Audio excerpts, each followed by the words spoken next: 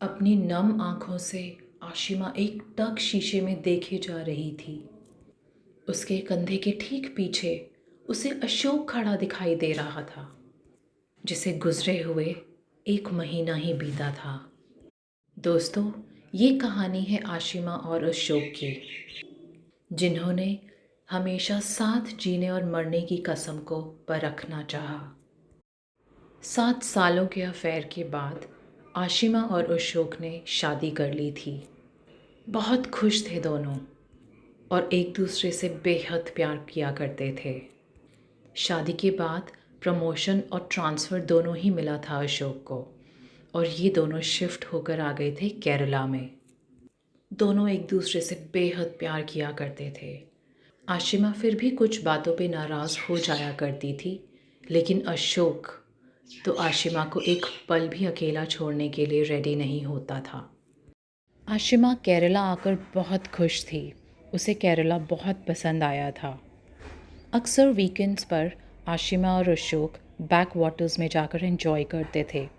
कभी स्विमिंग करते तो कभी बीच के आसपास सैर किया करते थे। ज़िंदगी बहुत अच्छी चल रही थी। अशोक रोज़ ऑफिस ख़त्म करते ही घर की तरफ दौड़ता था। आशिमा से एक सेकंड भी दूर रहने का उसका मन नहीं किया करता था। ऐसा लगता था कि दोनों अभी अभी ही जुड़े हैं आपस में, लेकिन जैसा कि मैंने बताया, उनका अफेयर भी 7 साल पुराना था, लेकिन बंधन एकदम अटूट।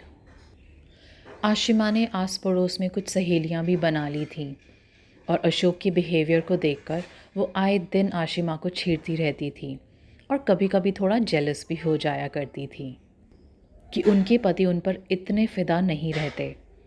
आशिमा कभी हंसती और कभी चुप हो जाती, लेकिन मन ही मन वो भगवान का बहुत धन्यवाद किया करती थी कि उसे अशोक जैसा पहले बॉयफ्रेंड और अब हस्बैंड मिला है। देखते ही देखते टाइम बीतता गया और उनकी शादी को 2 साल हो गए। उन 2 सालों में दोनों के बीच कुछ भी नहीं बदला था। इनफैक्ट अशोक ने तो केरला की एक 5 स्टार प्रॉपर्टी में दोनों की एनिवर्सरी सेलिब्रेशन का भी प्लान बनाया हुआ था।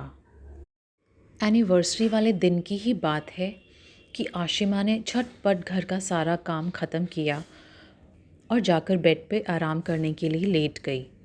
वो चाहती थी कि थोड़ा सोकर थोड़ा फ्रेश फील करेगी, क्योंकि शाम को उन्हें अपने एनिवर्सरी सेलिब्रेशन के लिए जाना था। तो जैसे ही बेड पर जाके लेटी, कब उसे नींद लग गई उसे पता ही नहीं चला। उसने एक सपना देखा। नींद में उसने देखा कि अशोक उसके पास आया है और कह रहा है कि वो कभी मरने के बाद भी उसका साथ नहीं छोड़ेगा। ये बात सुनकर आशिमा चीखते हुए उठी। उसकी नींद टूट गई थी और उसने शुक्र मनाया कि वो एक सिर्फ नाइटमेयर था। काफ़ी स्ट्रेस्ड आउट हो गई थी आशिमा। पलटकर टाइम देखा तो शाम के 4 बज रहे थे। 2 बजे ही तो आकर लेटी थी वो बेड पर। उसे लगा कि लेट हो रही है, तो वो झटपट जाकर तैयार होने लगी। अशोक को जल्दबाजी में 1-2 बारी कॉल करा तो उसका नंबर लग नहीं रहा था।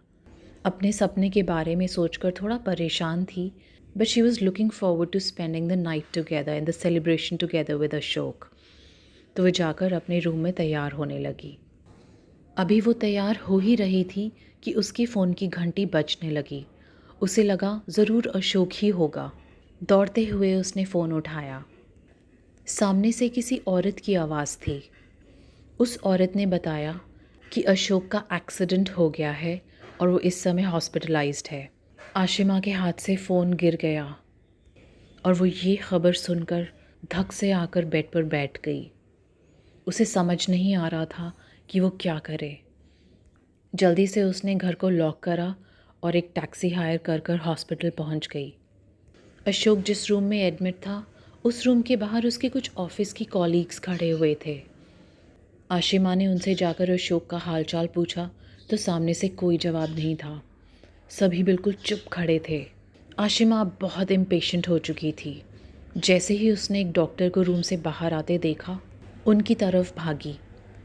डॉक्टर ने उसे ऐसी न्यूज़ दी जिसकी उसने कभी सपने में भी कल्पना नहीं करी थी। Ashok was brought dead to the hospital.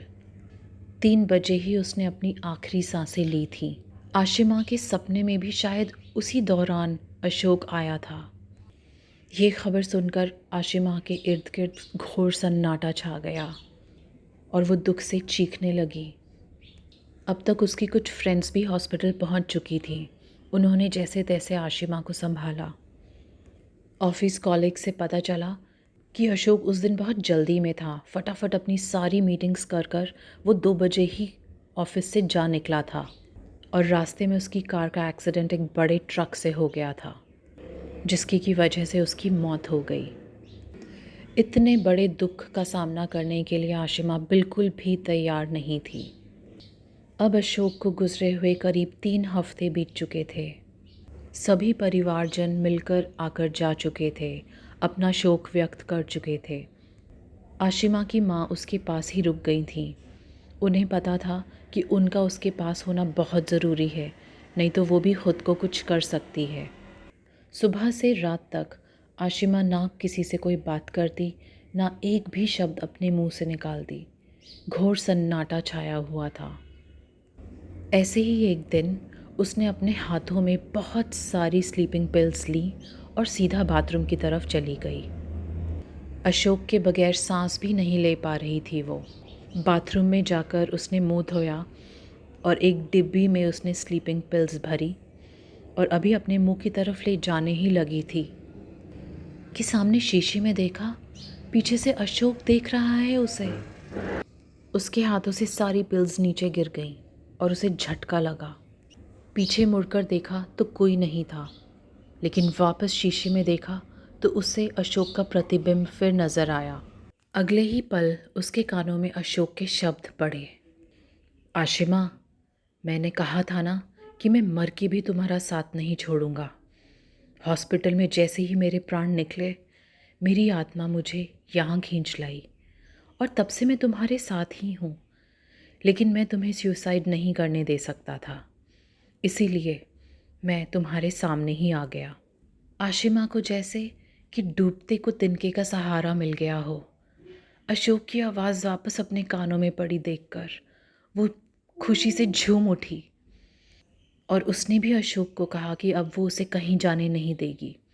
और देखते ही देखते आशिमा की तबीयत, जो कि बहुत डाउन हो चुकी थी, ठीक होने लगी। उसकी माँ ने देखा कि अब उनकी बेटी काफ़ी बेटर हो गई है, लेकिन उन्हें कारण समझ नहीं आ रहा था। बट वो तो इसी बात से खुश थी कि जैसे न तैसे आशिमा ने कम से कम इस दुख को अपनाया तो सही। और कुछ ही दिनों में वो चली गई वापस। अब आशिमा पूरे घर में अकेली थी, लेकिन उसके दिन और रातें बहुत अच्छी निकलने लगी थी। पहले तो अशोक फिर भी उससे दूर रहता था जब वो ऑफिस जाता था। अब तो वो हमेशा ही उसके साथ था। जैसे ही वो अशोक को याद करती, उसकी आवाज़ उसके कानों में पड़ जाती, क्योंकि वो हमेशा उसके आसपास ही होता था। और जब देखने का मन करता तो वो शीशे में जाकर अशोक को अपने आसपास ही पाती। ऐसा ही कई दिनों तक चला। आशिमा बेचैन होने लगी थी। उसे अशोक की आत्मा नहीं बल्कि उसका साथ चाहिए था। तो उसने अशोक से कहा कि उसको भी अपने आप को मारना पड़ेगा, ताकि दोनों ही वापस एक साथ हो पाएं, जैसे जीते थे वैसे ही मरने के बाद। अशोक ने उसे समझाने की बहुत कोशिश करी कि ऐसा हमेशा नहीं होता, पर वो कहाँ मानने वाली थी। फिर अशोक को भी लग रहा था कि वो भी जिस लोक में फंसा हुआ है, वहाँ उसके साथ आशिमा हो जाए तो दोनों को बहुत सुकून मिलेगा। और एक ऐसे ही दिन आशिमा ने वो सारी स्लीपिंग पिल्स अपने गले के नीचे उतार ली और थोड़ी ही देर में उसने प्राण त्याग दिए। अशोक से उसकी तड़पन देखी नहीं जा रही थी, लेकिन वो इसी उम्मीद में था कि इसके अंत होते ही वो दोनों साथ हो जाएंगे। होनी को कुछ और ही मंजूर था। आशिमा की डेड बॉडी अशोक के बिल्कुल सामने पड़ी हुई थी। अशोक को लगा था कि मरते ही आशिमा की आत्मा उसके साथ आकर जुड़ जाएगी, लेकिन ऐसा कुछ हुआ ही नहीं। अशोक की आत्मा एक कमरे से दूसरे और दूसरे कमरे से तीसरे कमरे में घूमती रही, लेकिन उसे आशिमा कहीं भी नहीं मिली। अशोक चीख चीख कर आशिमा को पुकारता रहा, लेकिन आशिमा का नामो निशान तक नहीं था। भगवान से प्रार्थना करता रहा कि आशिमा को जल्दी भेजें, लेकिन ऐसा कुछ नहीं हुआ। उसे प्रतीत होने लगा कि आशिमा की आत्मा उसकी बॉडी से निकलकर मृत्युलोक से निकल चुकी है और अब शायद किसी और बॉडी में उसने प्रवेश कर लिया है। ये समझ आते ही उसके दुख का ठिकाना नहीं था। आशिमा की बॉडी वहाँ पड़े हुए 2 दिन निकल चुके थे और स्मेल आने की वजह से पड़ोसियों ने पुलिस को भी आगाह करा। आशिमा के पेरेंट्स काफ़ी जल्दी में वहाँ पहुँचे। कोई भी इस सदमे को झेल नहीं पा रहा था और फाइनली आशिमा का क्रिमेशन हुआ। लेकिन अशोक ये सब बैठा एक कोने में देख रहा था।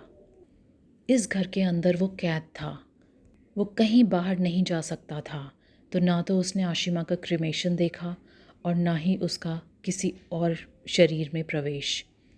उसे बस ये पता था कि आशिमा ना तो जीते जी उसके साथ रह पाई और ना मरने के बाद। अशोक की स्थिति बद से बदतर होती जा रही थी। कुछ ही दिनों में उस मकान का जो मालिक था वो आया और उसने घर की वाइट वॉश वगैरह करा के उसे रेडी करना चाहा ताकि कोई टेनेंट्स आ पाएँ। इस बात से बिल्कुल नाखुश अशोक बहुत गुस्से में था और जैसे ही वहाँ टेनेंट्स आए वो इतनी तेज़ और इतनी बार चीखता रहा कि जो फैमिली आई थी उन्होंने भी कुछ चीख सुनी और वो डर के मारे घर छोड़कर बाहर निकल गए। अब इस बात को करीब 5 साल हो चुके हैं। आशिमा और अशोक जिस घर में रहते थे अब वो एक हॉन्टेड हाउस डिक्लेयर हो चुका है। कोई वहाँ कदम रखता नहीं है। पड़ोसियों को कभी कभी अभी भी अशोक की चीखें सुनाई दे जाती हैं।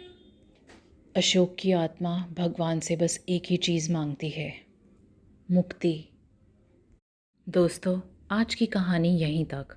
अगर आपको भी कुछ ऐसी इंटरेस्टिंग और भयानक कहानी पता है तो कमेंट्स बॉक्स में प्लीज़ मेंशन करें और अपना ख्याल रखें। Thank you and bye bye.